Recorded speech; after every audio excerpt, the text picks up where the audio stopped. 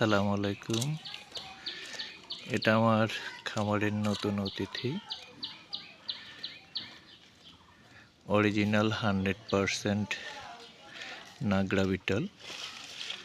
Colour quality মাশাআল্লাহ, অনেক সুন্দর প্রিন্ট, খাওয়া দাওয়া ভালো, যারে বলা চলে রসমালাই, বিটলের রসমালাই। দেখেন, দেখেন ওলানটা অনেক সুন্দর।